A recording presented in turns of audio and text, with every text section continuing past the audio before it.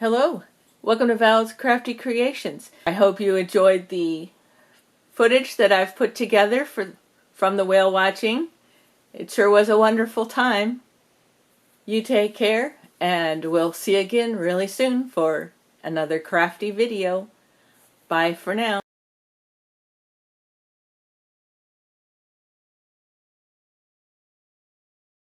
Okay, it's my birthday, and we're here for our whale watching cruise.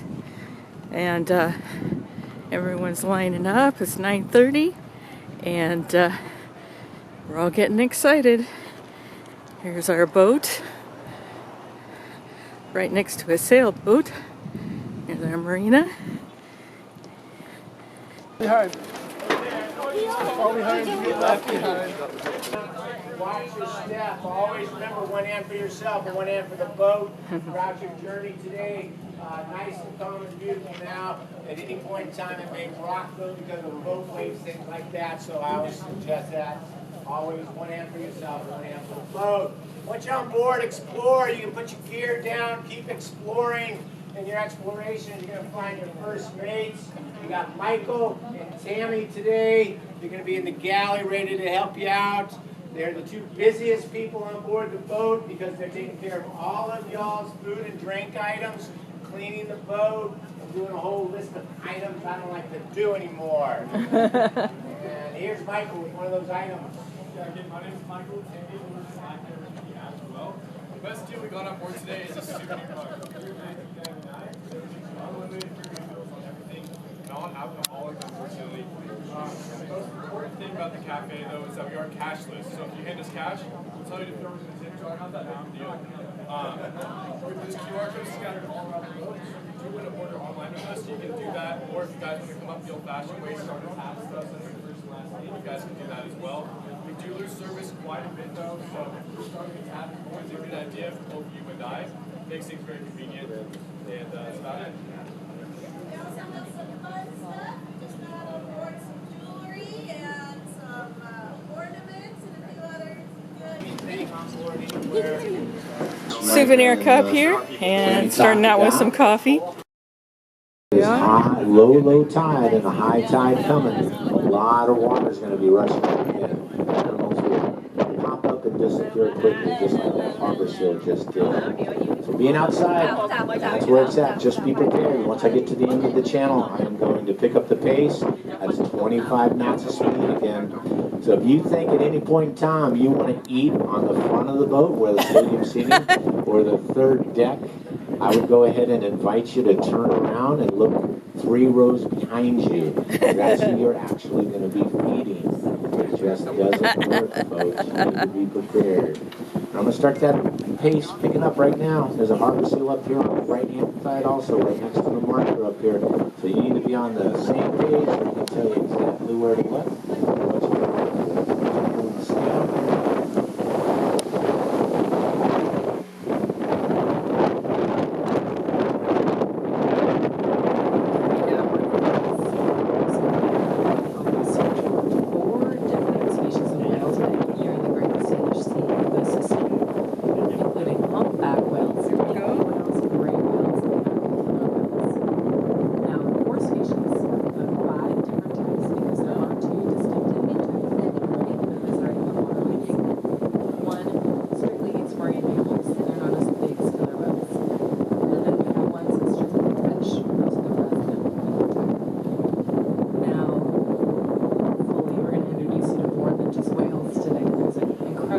Diversity that calls this ecosystem home, including porpoise, seals, sea lions, and many birds.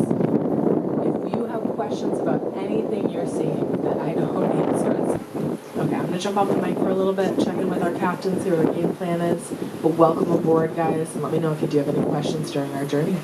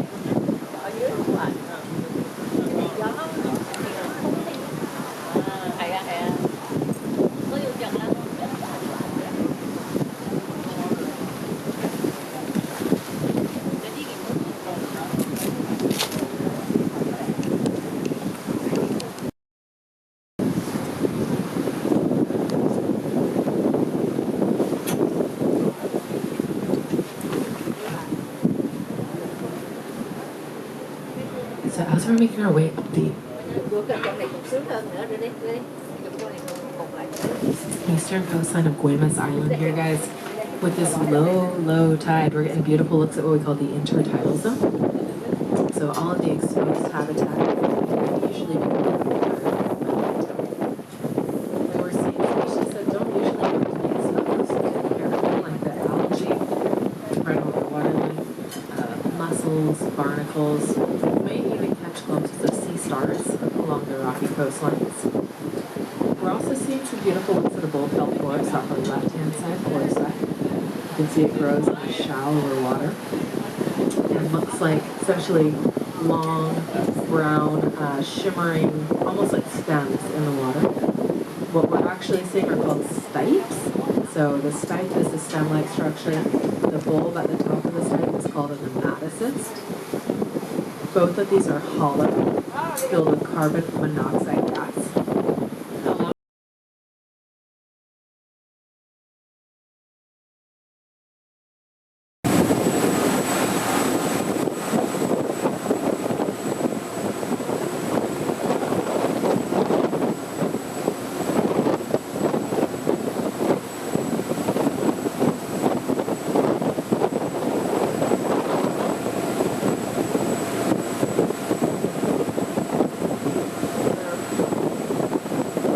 Pretty close to Canada.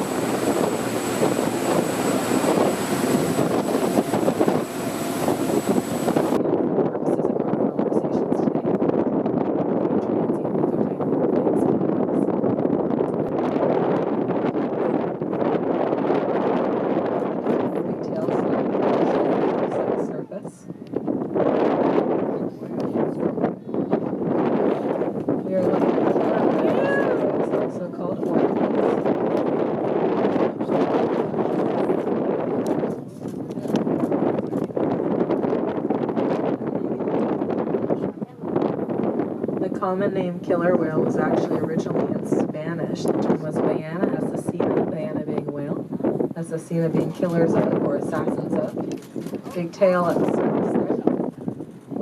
And it referred to their predatory nature, as whalers witnessed them hunting the whales they themselves were going after. And so they dubbed them killers of whales. That name got translated to killer whales over time, and it's still as a common name. And it's important to note that not all orcas eat other whales.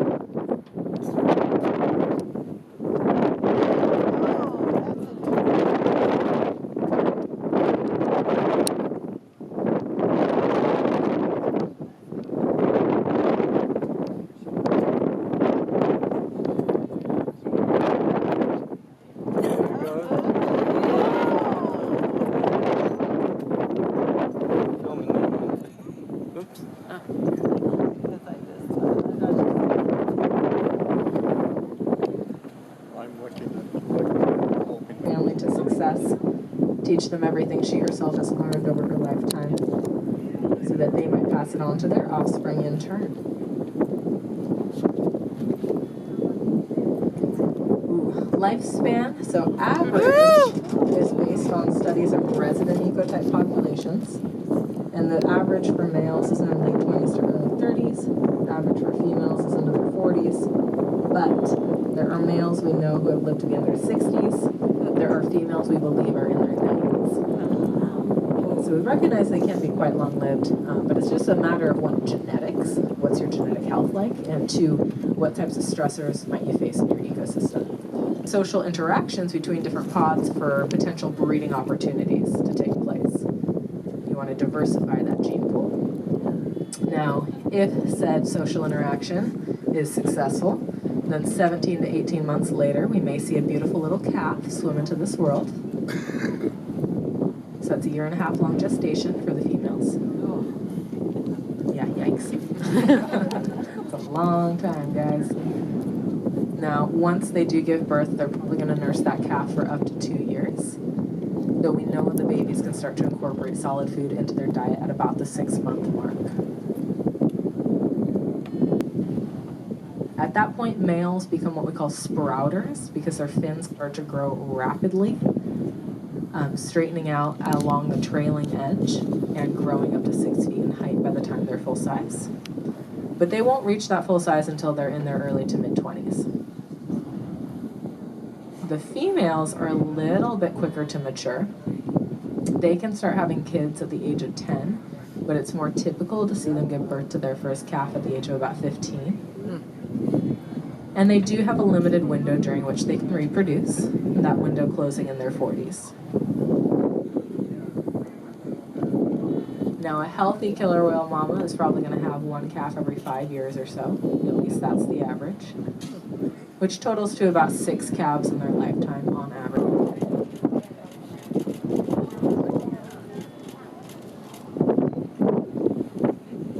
This is so fun, guys. This is just total play behavior right now. They're just having a grand old time at the surface, rolling onto their sides, getting their eye actually above the waterline as they display very close interactions. These are tactile beings. They experience and communicate with one another via touch. And we are seeing that play out amongst what I believe are 2 different family groups here.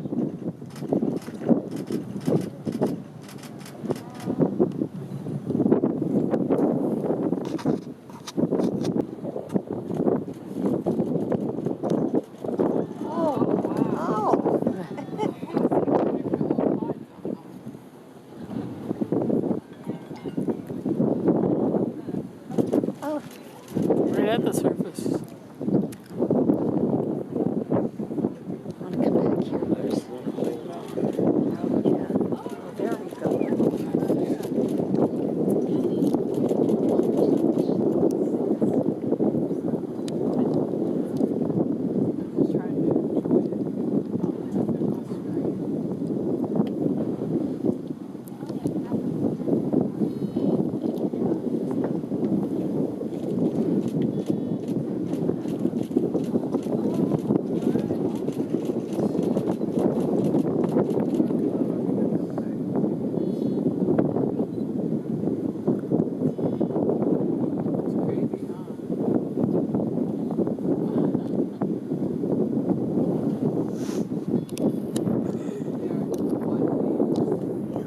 Who's got the most athletic ability that can leap the highest, right? Mm-hmm. Oh, there. That's a good one. Whoop.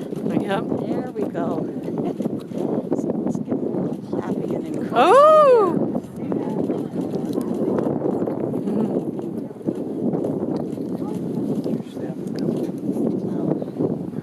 I don't think it's going to show up.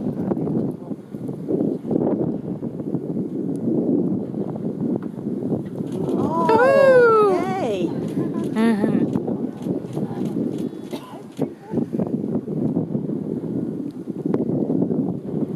That was a little bit like a spy hop. So when their head comes vertical up out of the water like that and they sink down, we call that a spy hop. That was a little more of a lob than a hop. But see.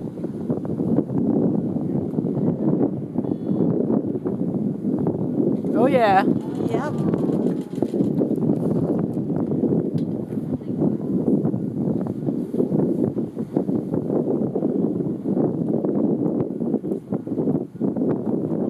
Mingling with these pods that is actually not related to them. And he's a whale with a bit of a unique story. His name is Indy. Until recently, back up there he is. There we go. He was known as LC, but he got re-nicknamed now that we know his gender. He's about 7 years old at this point, and he's unique in that when he was only about 3.5, he started dispersing from his own pod, which is very young to do that. And actually, the first season he did it had us all totally freaked out because we worried that he was gone, right? But hence the name Indy. Woo! So he's one of the ones getting super playful right now, up front. And he's one of the whales that has taught us that there's surfacing now as one of the trailing groups, so consistent of the matriarchs of this family and their youngest.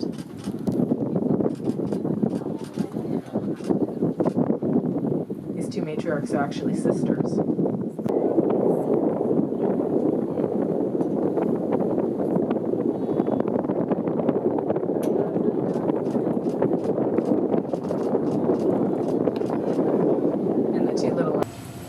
Two of the pods were closely related, so sisters, and then cousins, so their kids.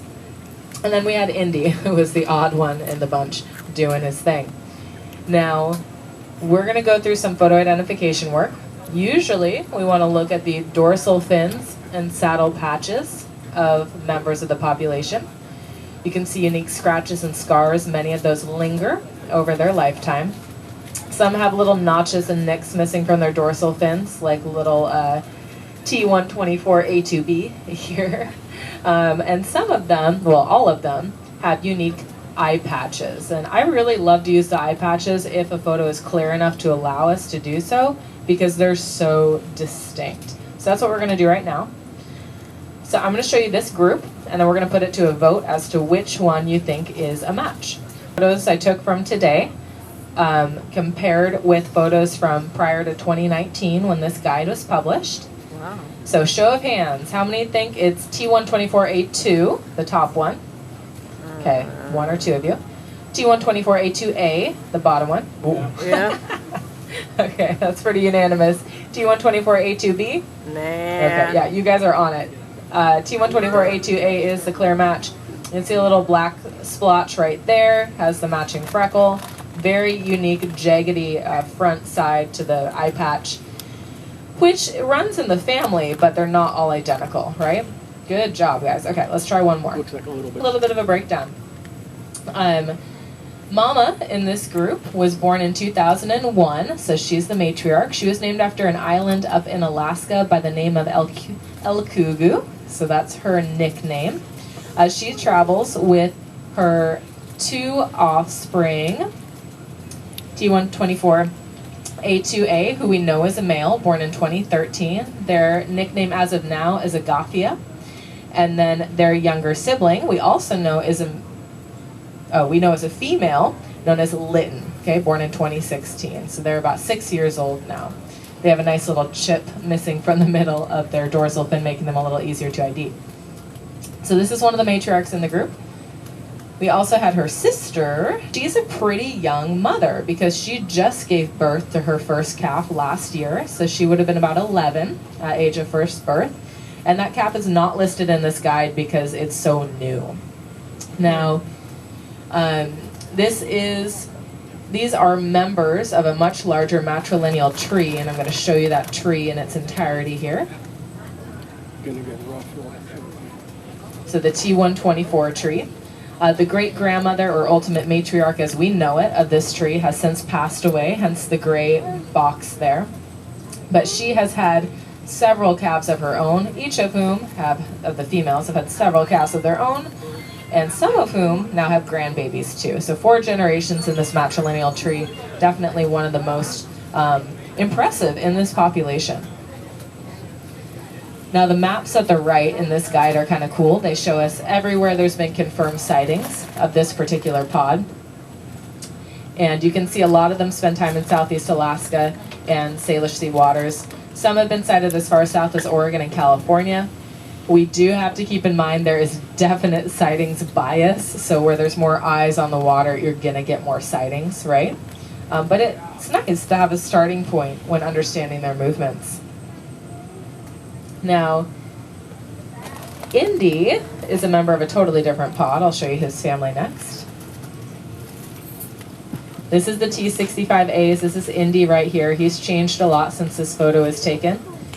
But he was born in 2014, and the other male he was hanging out with was born in 2013. So remember I said same gender, similar ages like to hang out with one another. They were getting up to their teenage boy, well not quite teenage boy, but boy antics today, while the moms and their calves were a little more sleepy and focused on travel. And he comes from an extended family who spends a lot of time here in the Salish Sea. We arguably know more about the T65As than many of the other populations or pods in this population, because they have made the Salish Sea a regular part of their annual nomadic movement. They don't migrate. They're not predictable movements in the sense of that they're migratory. They're nomadic. They're just going with the flow, going where the food takes. Moms and pups will spend just 4 to 6 weeks together and then they'll go their separate ways. During the time, it's totally normal to find babies on their own. Because mom's going to leave to go forage and find food for herself so she can come back and have the calories she needs to nurse her. Each population is managed and tracked by 8 different members.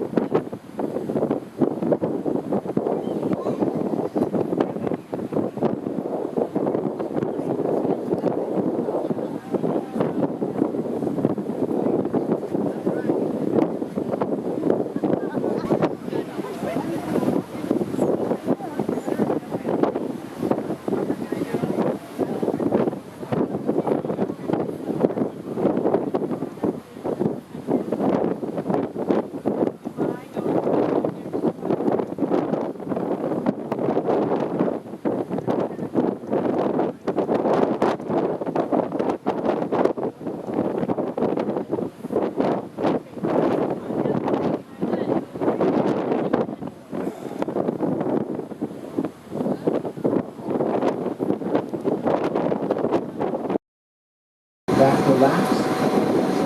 Slowly make your way up and down. If you're on the upper decks, I always suggest you just enjoy the sunshine for the next couple of minutes. I'll let you go with the microphone and the experience. It does take a couple of minutes to get off the boat. It's going to be a slow mover. Be one of the last ones off the boat, and my crew can give you that undivided attention to get you safely on the boat. Well, what a wonderful day we had. And we are back in town. You can hear the captain of the ship bringing us back into the dock. And yeah, quite an experience. And I'm glad we got to see a few whales out there and enjoy a really beautiful day and made for a super special birthday. And join us, please get stuff next week. Here we come as we get in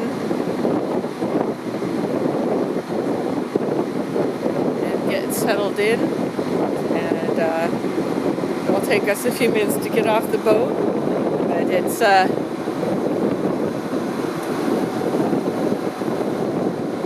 2 o'clock, so we had a nice 4-hour trip, and yeah, very lovely day.